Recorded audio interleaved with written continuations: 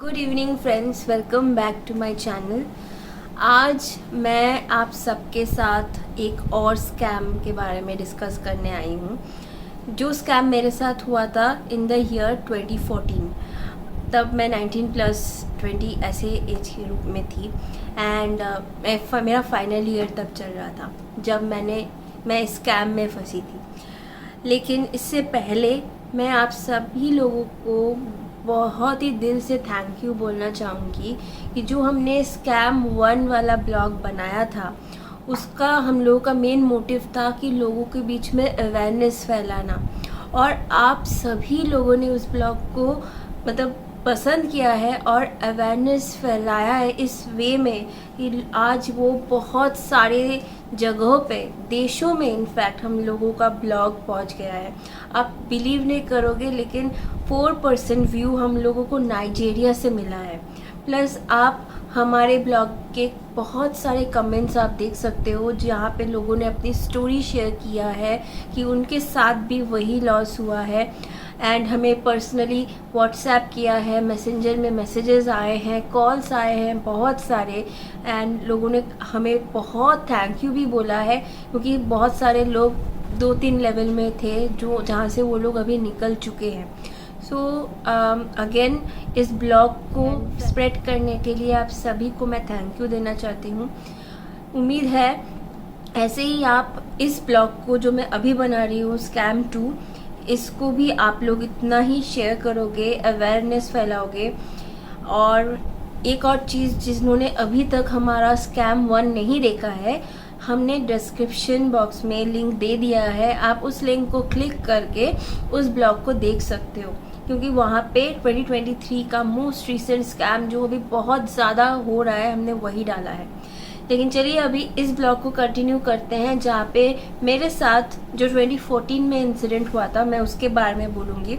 मेरे साथ जब हुआ था तब ये स्कैम इतना पॉपुलर नहीं था, लेकिन जितना साल बीता ये स्कैम और ज़्यादा लोगों में होने लगा है। मेरे साथ 2014 में हुआ था, मेरे एक कज़न के साथ ये 2021 में हुआ था। तो मैं मेरे साथ वाला एक्सपीरियंस भी आपको शेयर करूंगी और मेरे कज़न के साथ जो हुआ था वो भी शेयर करूंगी, और हम दोनों कैसे इस स्कैम से फाइट करके हमने अपने अपने तरीक़ों से हमने फाइट किया था, ये सब कुछ हम आपके साथ शेयर करेंगे। आप वीडियो को एंड तक देखिए, उम्मीद है आप लोगों को बहुत ही ज़्यादा इन्फॉर्मेशन इससे मिलेगा। बेसिकली ये स्कैम है data entry scam. Data entry scam मतलब वही स्कैम जब हम गूगल में ऑनलाइन जॉब सर्चेस करते हैं। ये एक फ्रेशर भी कर सकता है, एक हाउसवाइफ भी कर सकता है, या कोई फुल टाइम जॉब करते हैं, कोई रिटायरमेंट के बाद कुछ करना चाहते हैं, ये कोई भी कर सकता है। सो इस स्कैम में बेसिकली क्या होता है? इस स्कैम में होता है कि अगर आप ऑनलाइन जॉब ढूंढ रहे हो तो आपकी जो डिटेल्स है ये कुछ एजेंसीज, या मैं कहूँगी थर्ड पार्टी वेंडर्स, चाहे वो कोई स्टाफिंग एजेंसी हो सकती है, या आप सपोज नौकरी में जॉब ढूंढ रहे हो, या आप कोई पार्ट टाइम जॉब ढूंढ रहे हो, तो कहीं भी गूगल में ढूंढ रहे हो तो आपकी डेटाबेसेस इन कंपनीज के पास ऑलरेडी चली जाती है। They are fraud company. वो लोग हैक करके हो, कैसे भी करके हो, उनके पास आप लोग के सारे डेटाबेसेस होते हैं।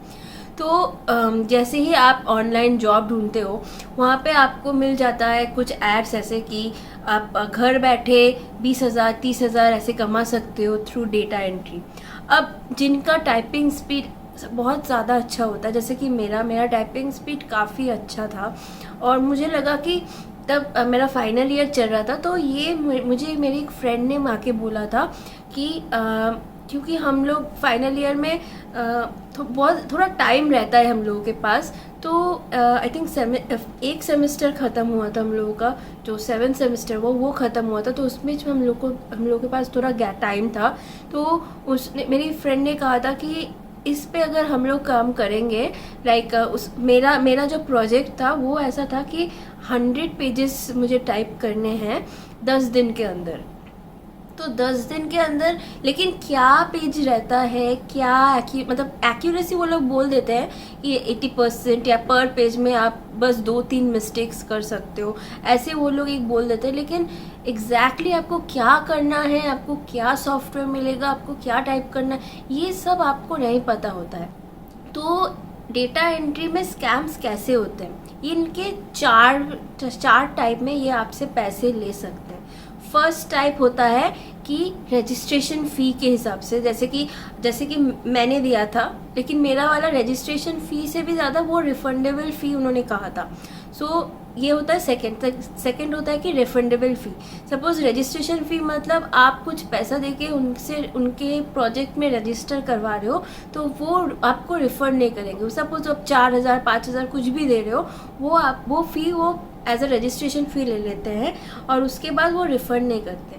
सेकेंड होता है कि रिफंडेबल सिक्योरिटी डिपॉजिट के तरह टाइप का होता है कि आपसे वो पैसा लेंगे एंड वो आपको बोलेंगे जैसे ही आप प्रोजेक्ट सबमिट कर दोगे, वो एज अ सिक्योरिटी डिपॉजिट आपको आपके जो पेमेंट है उसके साथ जो अमाउंट वो लेवल चार्ज करेंगे वो आप वापस दे देंगे। थर्ड होता है सॉफ्टवेयर फ़ी।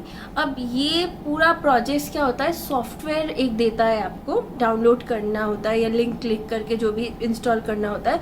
तो उस सॉफ्टवेयर पे आपको डिफरेंट टाइप ऑफ प्रोजेक्ट्स वो लोग देते हैं, साइन करते हैं। सो वो सॉफ्टवेयर का चार्ज वो कुछ लेते हैं अमाउंट। और फोर्थ होता है वो आपसे कोई चार्ज नहीं लेंगे, लेकिन penalty for breach of agreement, मतलब वो आपसे एक एग्रीमेंट साइन करवाएगी। सो मैक्सिमम मेरे साथ जो हुआ था वो था रिफंडेबल सिक्योरिटी डिपॉजिट, और मेरे कज़न के साथ जो हुआ था वो था penalty for breach of agreement.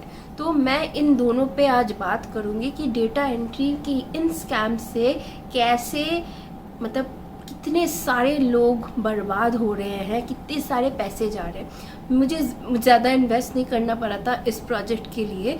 मुझे लगा था कि मेरे पास टाइम है और अभी मुझे जॉब कैंपसिंग में मिल गया था तब, तो मुझे लगा था कि जॉब भी हो गई है तो अभी टाइम है, तो मैं थोड़ा सा और अगर मुझे इन्वेस्टमेंट एक थोड़ा सेविंग हो जाएगा मेरा, क्योंकि मुझे थोड़ा बाहर जाना पड़ेगा, नई जगह पे रहना है। तो मैंने सोचा कि अपने सेविंग्स के लिए मैं ये डेटा एंट्री का प्रोजेक्ट लेती हूँ, और मैंने लिया। तो मैंने उस जो नंबर्स रहते हैं, अगर आप सर्च करोगे online data entry and all, उनमें आप देखना फ़ोन नंबर्स रहते हैं, उनमें बहुत सारे डिटेल्स शेयर करते हैं। तो वहाँ पे जो फ़ोन नंबर था, मैंने उस नंबर पे फ़ोन किया। तो उस कंपनी में जो भी फ़ोन रिसीव करते हैं एजेंट, तो वो आपको एक बात बोलेंगे कि देखिए मेरे से आपकी बात होगी, ये मेरा नाम है, अगर आपको सेम इसी कंपनी से कोई और कांटेक्ट करता है ना, तो आप बोल देना कि आपको मेरे से बात ऑलरेडी हो चुकी है। तो XYZ से मेरी बात हुई है, तो वो बोलेंगे कि अगर कोई और फ़ोन करता है तो बोलना इस XYZ से ऑलरेडी आपकी बात हो चुकी है। तो मैंने ठीक है चलिए, तो जो भी हो बात करके उन्होंने मुझे बताया कि आपको देना पड़ेगा 4,500 रुपये, जो सिक्योरिटी डिपॉजिट के हिसाब से हम रखेंगे। अगर आप 100 पेजेस हमें 10 दिन के अंदर एक्यूरेट पर पेज 2 मिस्टेक्स उन्होंने मुझे दिया था, तो 2 मिस्टेक्स अगर आप एक्यूरेटली करके 2 मिस्टेक ही आप कर सकते हो। अब किस टाइप का मिस्टेक कर सकते हो ये उन्होंने मुझे नहीं बोला था उस वक्त कॉल पे। तो मुझे लगा कि ठीक है, मेरी तो टाइपिंग स्पीड अच्छी है, तो मैं ले लेती हूँ। 100 पेज करना है तो मैं थोड़ा मेहनत करनी पड़ेगी तो हो जाएगा। तो मैंने ये सोच के लिया था, और उन्होंने मुझे ये भी कहा था कि अगर आप 100 पेजेस करके 70-80 भी करते हो तब भी आपको कुछ अमाउंट मिलेगा। So I was in the thought कि अगर मैं 100 नहीं भी कर पाई, हाफ भी कर पाई, तब भी शायद मुझे पैसे मिलेंगे। लेकिन टर्म्स कंडीशंस, जैसे मैंने कहा कि एग्रीमेंट नहीं होता है कोई भी, ठीक है, आप डायरेक्ट उनके अकाउंट में पे करते हो और वो आपको एक सॉफ्टवेयर का लिंक देता है जिसको आपको आपके सिस्टम में इंस्टॉल करना होता है। तो मैंने भी वही किया था। उन्होंने मुझे बैंक अकाउंट के डिटेल्स शेयर किए थे, क्योंकि तब उस वक्त उतना जीपे वगैरह सब कुछ नहीं था। तो मुझे उन्होंने बैंक अकाउंट के डिटेल्स दिया था, और मैंने डायरेक्ट उनके अकाउंट में 4,500 रुपये ट्रांसफ़र कर दिया था। उसके बाद उन्होंने 24 आवर्स के अंदर उन्होंने मुझे ईमेल पे भेजा था वो सॉफ्टवेयर का लिंक। जो सॉफ्टवेयर लिंक दिया था उससे मैंने इंस्टॉल कर लिया था वो सॉफ्टवेयर अपने लैपटॉप पे। और इसका बेनिफिट यही था कि मुझे 100 पेजेस टाइप करने हैं, तो मुझे आई थिंक 20,000 रुपीज़ वो लोग पे करने वाले थे फॉर 100 पेजेस। अब अगर लाइक थोड़े कम होंगे तो अकॉर्डिंगली वो लोग कैलकुलेट करके कितना एरर हुआ है, कितना एक्यूरेसी है, वो सब कैलकुलेट करके वो हमें देंगे। ये कन्वर्सेशन कॉल पे हुआ था, तब मेरी इतनी समझ नहीं थी कि एग्रीमेंट पे करना है या कुछ करना है। वैसे एक तरफ से अच्छा ही हुआ कि हमने कोई एग्रीमेंट नहीं किया था, तो इसलिए मुझे सिर्फ 4,500 रुपये पे करना पड़ा था। क्योंकि एग्रीमेंट वाला करने से क्या होता है ये मैं आपको थोड़ी देर में बताती हूँ। तो जो भी हो, मैंने उनको पे किया, उनके अकाउंट में ट्रांसफ़र किया और अपने सिस्टम में भी मैंने सॉफ्टवेयर को इंस्टॉल कर दिया। अब जो है जैसे ही इंस्टॉल हो जाएगा वो आपका डे काउंट चालू हो जाएगा, लाइक वही आपका फर्स्ट डे होगा। जैसे ही मैंने देखा कि क्या मुझे प्रोजेक्ट मिला है, मैंने देखा वो मुझे बुक लिखने को दिया है। आप सोच सकते हो कि इतना छोटा छोटा लेटर्स में सारे अल्फ़ाबेट, सारे वर्ड्स लिखे थे। वहाँ से फिर उन्होंने मुझे कॉल पे बताया कि फुल स्टॉप के बाद अगर एक स्पेस है और मैंने मिस्टेकनली 2 स्पेस दे दिया तो वो एक एरर होगा। अगर मैंने बाई चांसली सपोज कैपिटल लेटर है और मैंने स्मॉल लेटर ही रख दिया तो वो एक एरर है। और एक पेज में अगर 2 से ज़्यादा एरर हो जाएगा वो पेज रिजेक्ट हो जाएगा। मतलब इतना माइन्यूटली काम, और बुक के जैसे एकदम छोटा छोटा लेटर, सारे अल्फ़ाबेट्स सब इतने स्मॉल साइज़ के हुए कि आपको देखने में भी दिक्कत होती है। तो मैंने फिर भी वो चैलेंज लिया एंड मैं अच्छे से वो 2-3 बार चेक करके मैंने काफ़ी सारे पेजेस ऑलरेडी मैंने टाइप कर लिया था। लाइक 30-40 से ऊपर मैंने टाइप कर लिया था। और मेरे पास 7 डेज़ के अंदर ही मैंने 30-40 पेजेस टाइप कर लिया था और मेरे पास सिर्फ 3 दिन बाकी था। तो मेरा यही था कि 3 दिन के अंदर मैं और कोशिश करूँगी कि और 20 पेज कर लूँ, क्योंकि मैं ज़्यादा स्ट्रेस उस वक्त और नहीं ले पा रही थी। मैं लाइक 24 घंटे में मैं एटलीस्ट 15-16 घंटा सिर्फ टाइप ही कर रही हूँ। अगर मैं पूरा दिन मैं घर पे रह रही थी, मैं कहीं नहीं निकल रही थी, मैं सिर्फ टाइप किए जा रही थी। तो मेरी तबीयत भी बहुत ज़्यादा ख़राब होने लग गई थी, लेकिन फिर भी मैंने किया। और उसके बाद जो बाकी के 3 दिन तक उस पर मैंने और 20 पेज कर लिया था। मैंने 55 to 60 पेजेस ऑलमोस्ट टाइप कर लिया था। एंड फिर मैंने उनको कॉल किया, क्योंकि मेरा 10 डेज़ ओवर हो गया था। तो मैंने उनको कॉल किया और मैंने वो प्रोजेक्ट सबमिट भी कर दिया था। तो कॉल करके मैंने उनको बोला कि देखिए मैं तो बस इतना ही कर पाई, मैं 100 पेज तो नहीं कर पाई हूँ, तो आप मुझे बेस्ड ऑन एक्यूरेसी आप मुझे इतने ही पेजेस के पैसे दे दो। तो वो लेडी फिर मुझे कहने लग गई कि देखिए मैडम, 100 पेज का कॉन्ट्रैक्ट, मतलब 100 पेज का ही हम लोगों का कॉन्ट्रैक्ट है। अगर कोई भी 100 पेज से कम करता है तो उसको हम कोई पैसा तो देंगे ही नहीं, ऊपर से जो सिक्योरिटी हमने दिया था 4,500 रुपये वो भी रिफंडेबल नहीं होगा। आपको एक और प्रोजेक्ट लेना पड़ेगा और उसमें आपको टारगेट कंप्लीट करना पड़ेगा।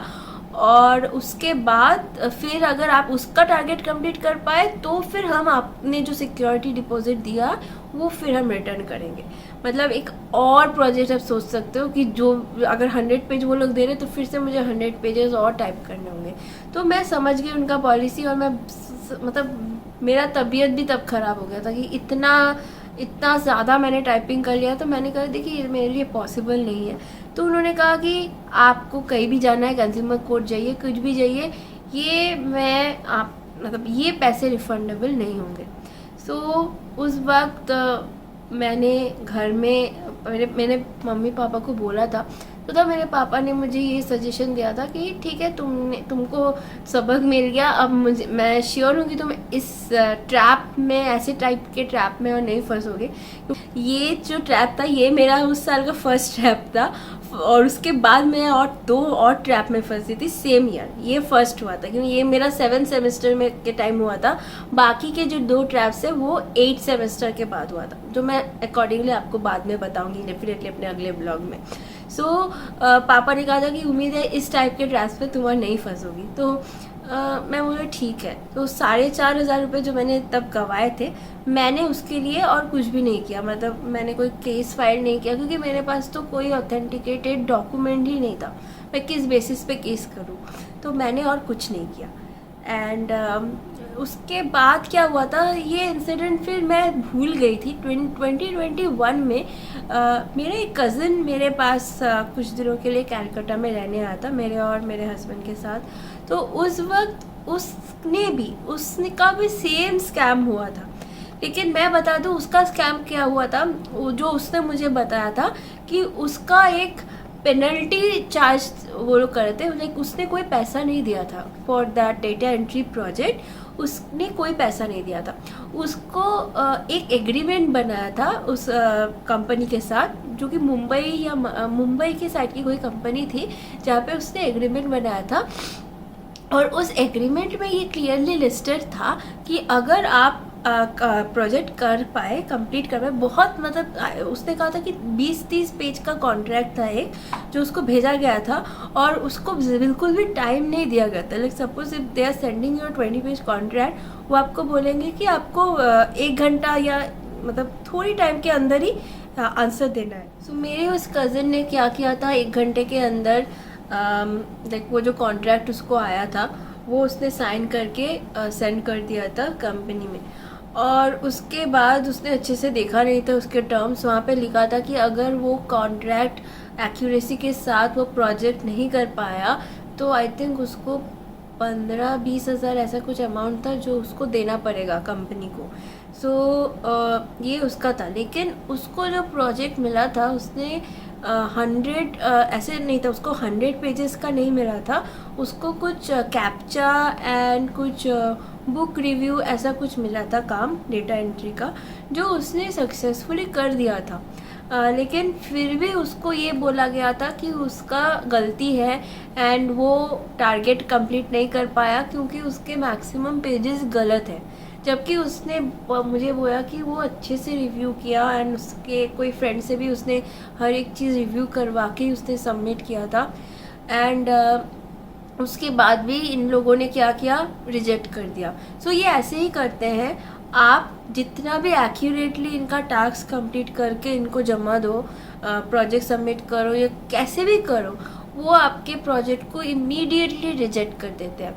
क्यों रिजेक्ट करते हैं? क्योंकि एक तो आप क्योंकि एक बार सबमिट कर देते हो तो वो ये प्रोजेक्ट यूज़ कर सकते हैं जिस भी कंपनी के साथ इनका कॉन्ट्रैक्ट रहता है, क्योंकि कुछ तो होता है, नहीं तो सॉफ्टवेयर और इतना ऐसा तो नहीं वो लोग को इशू होगा ना। तो किसी एक बड़े कंपनी, जैसे मुझे मिला था बुक, तो शायद किसी पब्लिशर के साथ इनका कॉन्ट्रैक्ट था और वो बुक जो वो क्या किया, मैंने जितनी भी पेजेस टाइप किया था उन लोगों ने ये सारे पेजेस को शायद प्रोसेस कर दिया होगा, लेकिन उन्होंने मुझे कहा कि आपका ये पूरा गलत है और आप टारगेट कंप्लीट नहीं कर पाए हो, तो इसलिए आपका पैसा रिफंड नहीं करेंगे। ऐसा सेम वो सबके साथ करते हैं।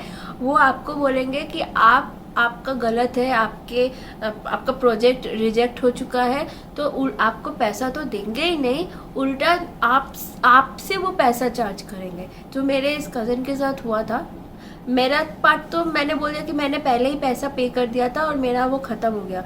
पर इसके साथ क्या हुआ था, इसका एग्रीमेंट बना था। तो एग्रीमेंट में जो वो टर्म था, मेरे भाई को कुछ दिनों में कॉल आया एक। जैसे ही कॉल आया उसने उसको बोला कि देखिए आपको 20,000 रुपये देने पड़ेंगे, क्योंकि अगर आप कॉन्ट्रैक्ट के इस पेज में देखोगे तो वहाँ पे क्लियरली लिस्टेड है कि ये पैसे आपको पे करने पड़ेंगे अगर आपका प्रोजेक्ट सक्सेसफुली सबमिट नहीं होता।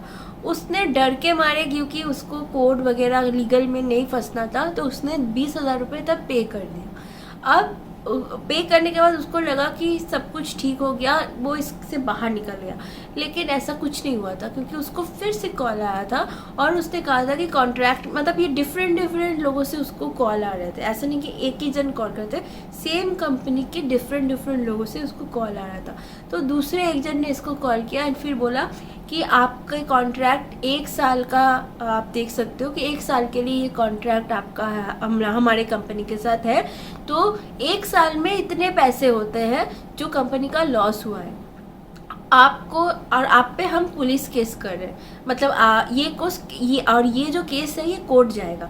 सो आपको क्या करना है, अगर आपको ये केस डिसमिस करना है या तो आप इमीडिएटली मुंबई आ जाओ, वहाँ पे आके आप ये केस फाइट करो। मेरा भाई कहाँ कलकत्ता में रहता है, कलकत्ता से वो जाएगा मुंबई केस फाइट करने।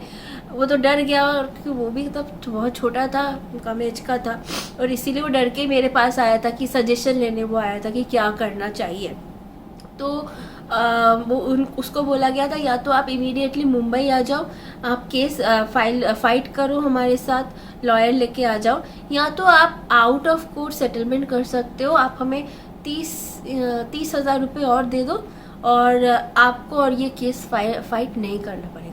तो 30,000 रुपये काफ़ी बड़ा अमाउंट होता है, क्योंकि उसको तब जस्ट नई नई जॉब लगी थी। तो वो मेरे पास आया था सजेशन के लिए कि क्या करना चाहिए, क्योंकि फिर मैंने उसको बताया कि हाँ 2014 में मैं भी सेम पोजीशन में फंसी थी, लेकिन मैंने बस 4,500 रुपये दे के मैं यहाँ से निकल गई थी। तो उसने बोला कि ये लोग तो अब मुझे ब्लैकमेल कर रहे हैं, और उसको बस कॉल्स ही आ रहे थे, कॉल्स आई जा रहे थे। मैंने भी कितने सारे उसको देखा, उसको सिर्फ इसी बात के कॉल्स आ रहे थे। तो मैं भी काफ़ी घबरा गई थी कि मतलब कैसे क्या होगा। तो लकीली मैं जहाँ पे रहती थी उसके ऑपोजिट जगह पे एक लॉयर था। तो मैं वो कॉन्ट्रैक्ट लेके, तब अचानक ही मेरे दिमाग में आया कि मैं लॉयर के पास जाती हूँ, मैं कॉन्ट्रैक्ट को दिखाती हूँ कि क्या सच में ऐसा हो सकता है कि अगर वो 30,000 नहीं दिया तो इस पर कोर्ट केस हो जाएगा एंड पुलिस आके इसको अरेस्ट कर सकती है। मतलब ये उसको डरा रहे थे every time, penalty for breach of agreement ऐसा कुछ बोल रहे थे। तो मेरा भाई ने ये भी कहा कि इसका अल्टरनेट क्या है, क्योंकि मेरे पास इतने पैसे नहीं हैं। तो उन्होंने कहा कि देखिए 1 साल तक आपको हमारा फ्री में काम करना होगा। मतलब सोचो, फ्री में उस बेचारे से वो लोग बस टाइपिंग करवाएंगे 1 साल तक। अगर वो पैसा देके नहीं अग्री हुआ तो वो स्टक हो गया, उसको समझ में नहीं आ रहा कि वो क्या करेगा। 1 साल तक ये एग्रीमेंट कंटिन्यू करेगा कि वो पैसा देके, क्योंकि पैसा देने के बाद भी ये ख़त्म होगा इसका तो कोई श्योरिटी नहीं है। पहले ऑलरेडी वो 20,000 दे चुका है, फिर 30,000, फिर हो सकता है कि उससे और मांगे पैसे। तो मेरे भाई ने क्या किया, तब मेरे साथ गया, हम दोनों गए लॉयर के पास। लॉयर ने उस कॉन्ट्रैक्ट को देखा और हमें बताया कि ये कॉन्ट्रैक्ट फर्जी है, ये कंपनी उतना रजिस्टर्ड ऐसा कुछ नहीं है, ये कॉन्ट्रैक्ट भी फर्जी है, क्योंकि कॉन्ट्रैक्ट में नोटराइजेशन होना बहुत ही ज़्यादा इम्पॉर्टेंट होता है। एक वैलिड कॉन्ट्रैक्ट को वैलिड होने के लिए नोटराइजेशन इज़ वेरी इम्पॉर्टेंट। कोई कंपनी जॉब ऑफर करने से पहले बहुत कुछ क्राइटेरिया रहता है, एक अग्रीमेंट बनाने से पहले बहुत कुछ क्राइटेरिया रहता है, स्पेशली बैकग्राउंड वेरिफिकेशन, आप जिसको जॉब दे रहे हो उसके बैंक डिटेल्स हैं, बहुत कुछ करने के बाद एक कंपनी। तो ऐसा कुछ भी मेरे भाई के साथ नहीं हुआ था। उन्होंने बस वो एक कॉन्ट्रैक्ट थमा दिया था और बस एक साइन करके दे दिया था। तो वो लॉयर ने जब कहा कि देखिए ये फ़र्ज़ी है एंड इस पर कोई नोटराइजेशन नहीं है एंड ये अग्रीमेंट वैलिड नहीं है एज़ पर जितने भी उनके लॉयर्स के सेक्शंस है, कोर्ट केसेस के सेक्शंस है, ये सारे टर्म्स नल एंड वॉइड हो जाते हैं, तो आपको कोई पैसा नहीं देना पड़ेगा। फिर जब उसको कॉल आया तो मेरे भाई ने स्ट्रिक्टली बोल दिया कि आपको जो करना है कीजिए, मैं कोई पैसा नहीं दूंगा, क्योंकि उसको भी तब कॉन्फिडेंस मिल गया था और उसने 30,000 नहीं दिए थे। उसके बाद से कुछ कॉल्स आने के बाद कॉल्स आना पूरा बंद हो गया, क्योंकि उनको समझ में आ गया कि हमें पता चल गया कि ये लोग फर्जी है। तो ये 2 इंसिडेंट हुआ था हमारे साथ डेटा एंट्री को लेके, जो कि बहुत ही बड़ी स्कैम है, बहुत बड़े स्केल में हो रही है। ये मैंने किया है, ऐसे फ्रेशर्स कर सकते हैं, कोई हाउसवाइफ कर सकती है, कोई रिटायर हो चुका है उनके पास काम नहीं है वो कर सकते हैं। अब देखना गूगल में अब जब भी टाइप करते हो डेटा एंट्री जॉब्स, वहाँ पे आपको बहुत सारी जॉब्स ऐसे मिल जाएगी। आपको लिंक क्लिक करने से पहले ये चेक करना पड़ेगा कि कहीं उसके साइड में ऐड बोल के तो नहीं लिखा है। अगर ऐड बोल के लिखा है, आप बस उस लिंक को क्लिक करो, क्लिक करके आप छोड़ दो। ऐसे में क्या होगा, ये जो डेटा एंट्री कंपनीज है ये गूगल को पैसा दे रही है पर ऐड क्लिक करने के लिए, ये गूगल इनसे चार्ज करता है। सो मैं ये आप लोगों से सजेस्ट करूँगी कि आप लोग एड्स देखो, आप लोग जितना हो सके उस ऐड को क्लिक करो, लेकिन आप लोग एनरोल या कुछ भी मत करो, अब बस क्लिक करके छोड़ दो। आप जितना क्लिक करोगे ना उतना इन लोगों से गूगल पैसे काटेंगे। एंड हो सकता है धीरे धीरे इनका कोई पॉजिटिव कोई भी पॉजिटिव नहीं हुआ, मतलब सपोज सब सारे नेगेटिव रहे, सारे क्लिक्स नेगेटिव रहे, एंड ऐसे क्लिक करते करते इनके अकाउंट से बहुत सारे पैसे कटते रहे, हो सकता है कि कुछ हद तक इस स्कैम को हम कंट्रोल कर सकते हैं। तो ये एक चीज़ जो मुझे आप लोग से शेयर करनी थी कि डेटा एंट्री स्कैम पे आप लोग मत फंसिए। स्पेशली अगर कोई एग्रीमेंट वो लोग बना रहे हैं तो एग्रीमेंट वगैरह तो बिल्कुल भी साइन मत कीजिए, वो फ़ोटो मत भेजिए या साइन कुछ भी आप मत कीजिए। एग्रीमेंट सबसे बड़ी मतलब आप फंस सकते हो एग्रीमेंट में। वो लोग पता नहीं क्या टर्म्स दे दे, क्या क्लॉज दे दे, और मे बी नोटरी करके ही वो लोग भेज दे। तो आप थोड़ा अवेयर रहिए, कोई भी इनके साथ एग्रीमेंट आप लोग बिल्कुल भी साइन मत कीजिए। और लेकिन कोई भी जॉब मैं आपको बता दूँ फ्रेशर लेवल में 15,000 से ज़्यादा डेटा एंट्री में नहीं मिलता है सैलरी। अगर कोई आपको क्लेम कर रहा है कि वो आपको 25-30 हज़ार ऐसे देंगे 10 दिन के काम के लिए, वो पहले ही फेक है। आप लोग कोई वैलिड कंपनी में डेटा एंट्री का जॉब कीजिए जहाँ पे वो लोग कोई चार्ज, कोई रजिस्ट्रेशन फ़ी नहीं होगा, कोई सॉफ्टवेयर फ़ी नहीं होगा, कोई कॉन्ट्रैक्ट नहीं होगा, जस्ट आपको ऑफर लेटर देंगे और मे बी आप उनके लिए डेटा एंट्री कर रहे हो, ऐसा आप करो आराम से, वो उसमें कोई गलत बात नहीं है। बट अगर कोई आपसे फ़ीस चार्ज कर रहा है या आपसे कोई लीगल एग्रीमेंट साइन करवा रहा है, ऐसे में आप बिल्कुल मत फंसिए, क्योंकि ये सारा पूरा सिस्टम ही इनका स्कैम है। तो उम्मीद है गाइस आपको मेरा ये डेटा एंट्री स्कैम पसंद आया होगा, इससे आपको भी कुछ इन्फॉर्मेशन मिली होगी। और फर्दर अगर आप सोच रहे होंगे कि ऐसे जॉब्स में आप लोगों को करना है, तो हो सकता है कि ऐसे जॉब्स मेरी इससे आप लोगों को भी थोड़ी सी सीख मिली होगी ऐसी जॉब्स के लिए। बाकी मैं बहुत जल्द स्कैम 3 लाऊंगी, जहाँ पे मेरे साथ जॉब रिलेटेड जो स्कैम हुआ था सेम ईयर 2014 में एज अ फ्रेशर, वो भी आपके साथ शेयर करूँगी। और अगर ये वीडियो आप लोगों को पसंद आया होगा तो बहुत सारा लाइक कीजिए, लास्ट ब्लॉग की तरह इसको भी बहुत ज़्यादा शेयर कीजिए, क्योंकि आप लोग शेयर करोगे तभी अवेयरनेस बढ़ेगा एंड तभी लोग और ज़्यादा जागरूक होंगे। एंड अगर आप हमारे चैनल में नए हैं तो प्लीज़ सब्सक्राइब कीजिए, क्योंकि उम्मीद है कि आगे आप लोगों को और ज़्यादा नॉलेजेबल चीज़ें मैं आप लोगों के साथ शेयर करूँगी, मेरी लाइफ एक्सपीरियंस, और उम्मीद है आप लोगों को उससे और ज़्यादा नॉलेज मिलेगा। Thank you.